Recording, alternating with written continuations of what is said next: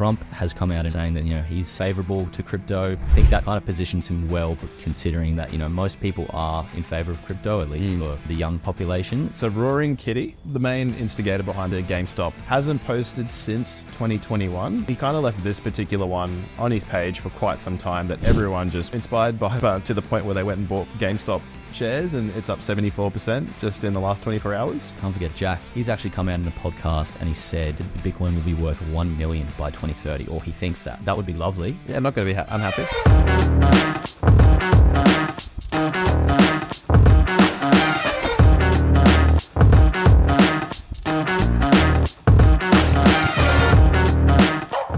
Hello guys, welcome back to another episode of Tapping Into Crypto. My name's Ted and I'm joined by Mr. Pav. How you doing? How you going, mate? I'm good, I'm great. Look, it's been a bit of a red week, but we've ended it with some real positive change in the market. So I'm looking forward to this one. I'm also looking forward to announcing that I've won the weekly download competition again. Again, you don't have to spoil it at the start. No, I do. That makes the tally 3-1 to me. The guy's been on Sky News, he's been on the likes of Cointelegraph, providing commentary on the market, yet he can't win a simple trading competition against myself. So it's been unraveled in front of everyone. It's You're a fraud, mate. We'll get into that at the end and what we're focusing on for the next week. But look, there's a lot to cover, so let's dive straight in. All right, fraudster in action. Yeah. All right, so look, there's quite a bit to cover today, so I'm going to sort of whiz through this. But we have got the video up on YouTube, guys, so come along, check it out. Really help sort of paint this picture a little bit better. But I'll try my best to explain it for everyone at home. But for the last 61 days, we've been sort of going sideways through this range. It's been quite boring. We've seen a lot of altcoins take some massive hits. We spoke about last week. We had this big deviation out of this range. We reclaimed it. And we left last week saying we either expected this range to break down or for this to hold. So we saw that successfully over the last few days. 60K has been defended by the bulls. The bears haven't seemed too interested to push it lower yet. There's always a chance that we go lower. But for me, it seems like the tailwinds might be pointing in the favor of the bulls, and I'll explain why. So firstly, we've always looked at, Bitcoin ETF flows as well to sort of understand what's the demand been like from that side of the fence, just because that has been a massive sentiment driver at the start of this year. And I think that's going to be a common theme throughout the year and the years to come. We haven't seen any sustained selling. So we saw a bit of a sell-off towards the end of April. 1st of May rolled around, big red day. That's kind of when everything fell sort of a little bit apart. Yep. But then ever since then, we've been in the black. So that's good. And so we're seeing this sort of normalize as well. The only outlier as always is GBTC, but that's a whole different kettle of fish just because that is a product that's more expensive. So the thesis there is people are moving across to one of the more cost-effective products. So there's reasons why that one probably should and shouldn't be that alarming. Yep. We also look at the markets. Another way to think about it is that it tends to move to the point of maximum pain. And this is a good graph to try and sort of highlight that fact. So it's a heat map, essentially. It shows where a bunch of orders are sitting to be wiped out and liquidated, essentially. So we tend to find markets move to extremes, wipe out people that are either too bullish or too bearish in both directions. And once you've sort of cleared out the cobwebs, so to say, we tend to see the markets revert and move back towards, their mean or sort of fair value. So you can see here, we had taken out a whole bunch of longs here, lots of liquidations. And what we have now is a whole heap of liquidity sitting above 67K. So again, it's safe enough to sort of assume that if the market does continue to trend higher, once we do sort of hit this 67.5K cluster, could expect fireworks, the same way we saw fireworks when prices started to break 61K here back at the end of April. Like it was just essentially kerosene soak rags, a little bit of a match, and all of those orders just went through on market because that's how liquidation and orders proceed. Yep. So I just want to sort of point out there, if we do see this trend play out, we could move faster than what people expect. And some other catalysts behind everything at the moment, we have CPI data coming out this week. And there was a recent survey done by Michigan State University last week that asked the general population, how do you feel about the economy? Everyone's at max fear. They think inflation's out of control. They think unemployment rate, is going to increase. So if we do get a situation here where CPI or inflation as a measure comes in at expectations or lower than expected, that's going to be huge for the market. It's going to be very similar to what we saw about 3 to 6 months ago, when everyone thought inflation was going higher, and then all of a sudden it tapered back. Yep. And a lot of this could be potentially attributed to things like, the price of fuel. Like that's a big key part of the inflation metric. We have seen oil come down considerably since the last print as well. So I do think there is a good setup potentially from a fundamental perspective that it's not all that bad. The market's just sort of repricing. It's wiped out people that were too exuberant, too long, and we're just going back higher is what I'm sort of potentially seeing here. Another cool metric here by Jamie Dimon, basically like a historical look at liquidity. So again, like for markets to move, you need money in the system. So be it cash, be it credit, there's an ebb and flow to the whole process. So essentially, in terms of like when a monetary policy is tightening and restrictive versus easing and becoming looser. So a great example of conditions being loose was during COVID when they just threw trillions of dollars into the system. And then you have the tightening, which we've seen since 2022, when they basically increased interest rates to try and curb inflation. Historically speaking, we're moving to a point where they likely will be moving into a more liquid environment, which is great for crypto. That's exactly what we want to see as well. So again, these are trends that aren't really based on what happens today, tomorrow, next week. But we sort of zoom out and talk about where do we go next. A lot of people calling this to be the top. I think you and I don't really quite see it that way. We've kind of just see this as a bit of a reset. It's exciting to me to sort of think that we could be setting up what looks to be the next leg higher, unless something goes seriously wrong, which we will see coming. A big one for me, if the 60K region does break down, I'll be very, very concerned. But then we've also had the craziness of the last 24 hours. Yeah, this is what excites me the most. Yeah. I'm sure all that stuff about Macro and everything is important, but this plays into it. Like this is this is when this sort of shit can happen. So to put it for everyone lightly. that's listening on Spotify or Apple Podcasts, we do a video on YouTube, so which we always forget to call out. But we've done it twice now. We've done a good job. Yeah. Essentially, what do we got? We got a new tweet from Roaring Kitties. Yeah. So Roaring Kitty, basically the guy, part of the main instigator behind the GameStop fiasco in 2021. Yeah. Hasn't posted since 2021, and since yesterday has just been on a bit of a rampage, putting up meme after meme. But he kind of left this particular one on his page for quite some time that everyone just, I guess, got quite inspired by. Yeah. Inspired by to the point where they went and bought GameStop shares, and it's up 74% just in the last 24 hours. Crazy, right? Wild. And to the point where the same sort of things happening that we saw last time, where there was a whole bunch of short sellers. $1 billion got wiped off the books in the first hour of trading overnight. But yeah, that's what I'm seeing. Obviously, just with GameStop, it's huge. So yeah, what's happening on your end? What are you seeing? Yeah, just wanted to highlight, you touched on the ETFs before, Hong Kong, which the spot ETFs, which launched a few weeks back. So they launched Bitcoin and Ethereum spot ETFs, have experienced outflows for the first time. So interesting to see that, the US is starting to come back in, but we're seeing outflows from the Hong Kong ones that only just launched. Yep. Especially when they were so in demand, right? There was a lot of hype speculation that they were potentially going to outperform the US ones. Yep. But that's okay because there's a lot of bullish adoption stories for Bitcoin. Firstly, we've got, what do we got? Second largest European bank, BNP Paribas, reports exposure to Bitcoin ETF in 13F filings. So look, just another adoption story. We've also got JP Morgan, which we'll touch on later in the show, and then UBS, which is a major Swiss bank, and Bank of Montreal as well. So they've all got a slice. Yeah, exactly. I think initially, the expectation was that retirement portfolios, 401ks were going to be, the largest sort of demanders of the Bitcoin spot ETF. But it's fantastic to see that, there is that demand from major institutions and banks. And yeah, I think it's before long that, everyone's got a slice of Bitcoin and that slice is getting smaller and more valuable. Yeah. Yeah. But let's move on to, I wanted to highlight this as well. So Jack, can't forget Jack. He's the former, he's the founder and former CEO of Twitter before Elon took over. He's actually come out in a podcast and he said, Bitcoin will be worth 1 million by 2030, or he thinks that.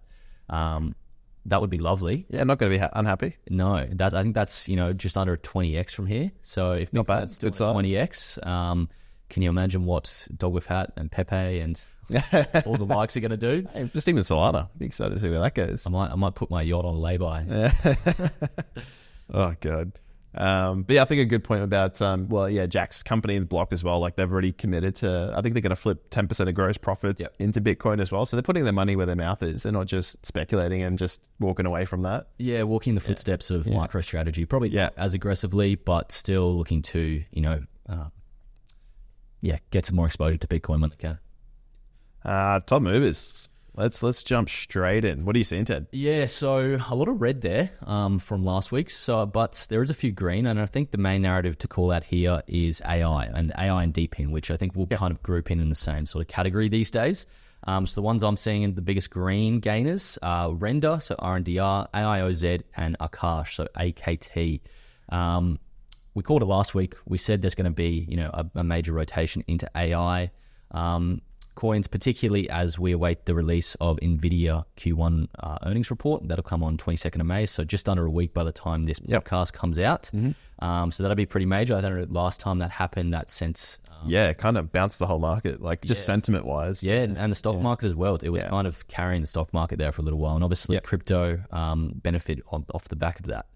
But there's some other key AI catalysts that are upcoming. So something that we didn't touch on last week that only came out this morning, actually, is OpenAI have just released GPT-4o. Oh, yeah, and it's weird. It's been described as a much more natural human-computer interaction. Yeah.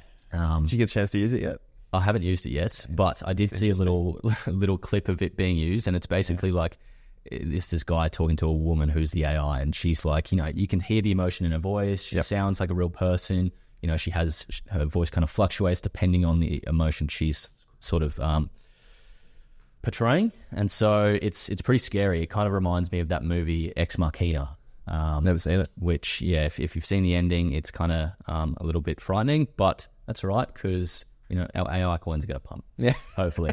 But I just wanted to kind of highlight a few key things that you get with this new upgrade. So you get real-time translation, essentially translating English to Mandarin in real time. That's obviously a major value upgrade. Emotion and face detection, code understanding and debugging via voice commands, generate a wide range of emotion-based voices, and visually understand image, plots, and code. So what is most interesting about this is we're getting GPT-5 in the coming months. I think it's meant to launch around June, July. Jeez. So the fact that we're getting this major upgrade for 4, and then the highly speculated, highly anticipated GPT-5 is going to probably offer up so much more, is one to absolutely keep an eye on, because I think no doubt it will have a major impact on the market. Whether that's good or bad, I'm not sure. Might come in more underwhelming than people anticipated, but absolutely keep your notifications on for the GPT-5 update. And what else are we seeing, Pav? Meme coins? Yeah, I mean, I just want, it's more personally anecdotal. It's not on this chart, but like when Bitcoin was recovering out of 60K, I was closely watching, as I've showed on previous shows, just the 1 hour overperformers when you value it against Bitcoin, and the meme coins sort of front and center, AI and DeepIn, sort of that sort of infrastructure for that whole new narrative. They were definitely right up there as well. So I still think that the tone hasn't really changed from the speculators out there right now. It seems the market finds value in AI, see sort of DeepIn AI narratives and meme coins. Yeah. So I think until the tide shift, like, yes, we've got some other great products that we're looking forward to, like we've both expressed our interest in like GameFi as well. And until we see that sort of happen, at this stage, you're still trying to join a party that hasn't really left the station. Yeah. So for me, it's still all about meme coins. It's still about AI. I mean, again, it's all speculation. There's no real, we know this is going to be worth this in the future. It's just, that's where the money's going. So that's what we're going to follow. Yeah, absolutely. And I want to call out a bit of a personal anecdote. I spent most of Sunday just looking at my portfolio across my multiple wallets and understanding how I'm diversified. And I kind of came to the conclusion that I'm probably too focused, or too much of my portfolio is in the layer 1 infrastructure sector. Not a bad thing. Not a terrible thing. Obviously, they garner a lot of value in the last cycle. But I think, in the narratives you're talking about, Dan, with AI, DeepIn, and meme coins, I was a bit thin in some of those areas, especially meme coins, believe it or not. So, like, I just I can't deny it anymore. Like, whether you like them or not, meme coins are going to do well. That's big of you. I know. Yeah, it's a real growing moment. Yeah. So I, did a bit of trading and jumped into a few more meme coins. So what'd you get? I just picked up a bit more WIF. Actually, I didn't have a WIF. Yeah, WIF, nice. Picked up some WIF. Yep. And then picked up a small altcoin it's like the linear blockchain.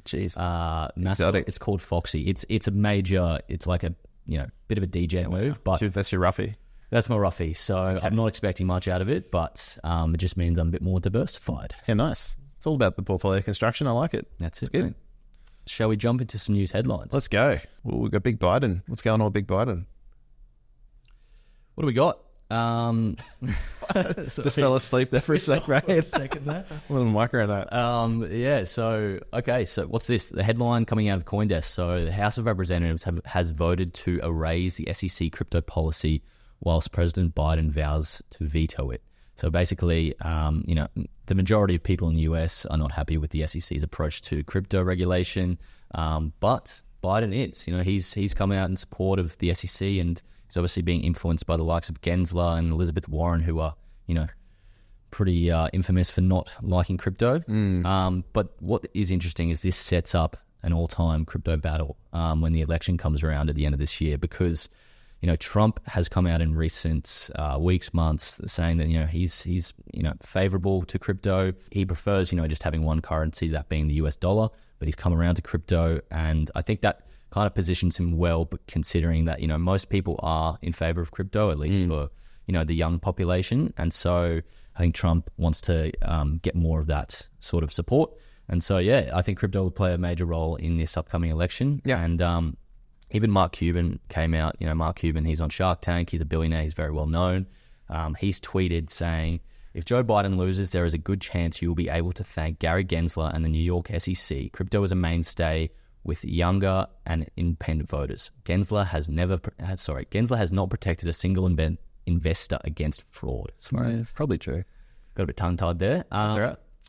So I think that's key. I don't necessarily know if I think I said before, like Trump is super in favor of crypto. I think he's more doing it for the support. Yeah. Hey, if we see Trump take out the election, I think that's more of a bullish move for crypto as a whole than say if Biden does. But no, it's a good get political. No, well, I don't want to.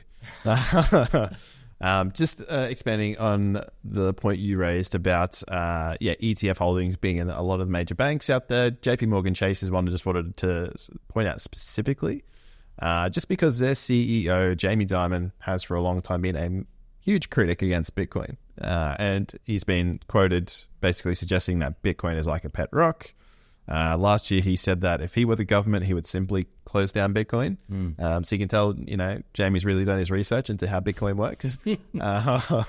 It's just funny that, while, these obviously people that are in the media spinning the narrative, as much as they say that they're against something like Bitcoin, at the end of the day, their whole organization sees value. They've got it on their books. They're not jumping from the rafters to talk about it. But I mean, because all this stuff is in filings and disclosed publicly, you can sort of go and sleuth and find out this information. So very interesting.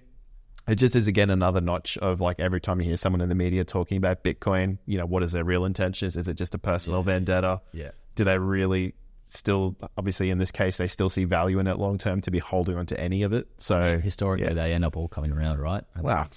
Will Warren Buffett come around before he departs us? I'm not sure. We'll see. Here's an interesting one, actually, and I don't want to digress here, but he sold most of his portfolio into cash recently. Did he? Yeah. Interesting. Yeah, we might dive into that and bring it up next time. That's a lot of cash. Yeah, it's a lot of cash. But mate, I think that's a wrap. We can jump into the trading comp and put a bow on it, I think. Yeah, let's do it. So just to reiterate, I took out this week for the third week in a row. Not bragging or anything. Chief Market Analyst Ted. Yeah, that's what I'm trying to push for, but no one seems to be taking it. We'll make it. Some Swyftx structures. That's all right. So quick recap. So last week I jumped on Render, BTC and Say, so a pretty even split amongst those three. Yep. Render, along with the AI narrative, performed very well. That seems to be a key market leader in that space. So that sort of took charge, in terms of my portfolio. BTC remained relatively stable, and Say was, probably down 13%. So it kind of cost me a little bit there. Overall, I was down about $300 from my $10,000 investment over the week. But that's all right. I still took out the victory, which is all I care about. You do? This coming week, I'm sticking with render because, like I said, the AI narrative is not going to slow down, especially with those key catalysts coming up, and that's leading the charge. I've also got FET that aligns with that narrative as well. And then, as we spoke about before, the meme coins seem to be popping off. I think, that Roaring Kitty story no doubt has something to do with it. So I think it could get spicy. Yeah, I think we've seen sort of outperform some of those legacy meme coins, the likes of Dogecoin, Shiba Inu, this cycle. So I'm going to stick with that as my third and final asset. Nice, mate. So obviously I lost. So this previous week I had a portfolio value just over $9,000. So I had just even losses across Solana, Jupiter, and Sui. I'd say Sui probably the least amount of gains. I think it was close to 10% down, similar to say for you. But yeah, this week I am going for Near Protocol. So again, in that same theme that we've talked about with AI and infrastructure, sort of see that hopefully keep going.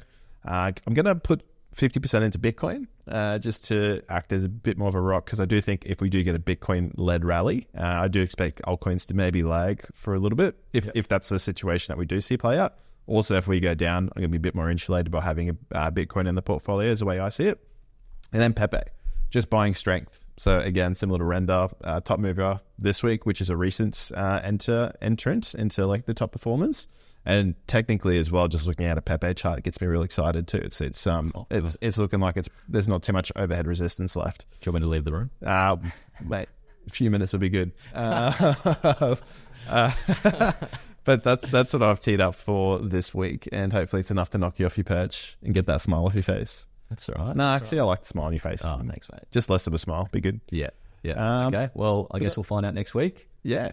Anyway, thanks a lot, guys. Remember to check us out on YouTube, where you can see the full video of the podcast. We're on Instagram, where you can see clips and you can see Ted's smug face. Yeah. You can see my smug face. Yeah, absolutely. Thanks, guys. We'll catch you next week. See ya.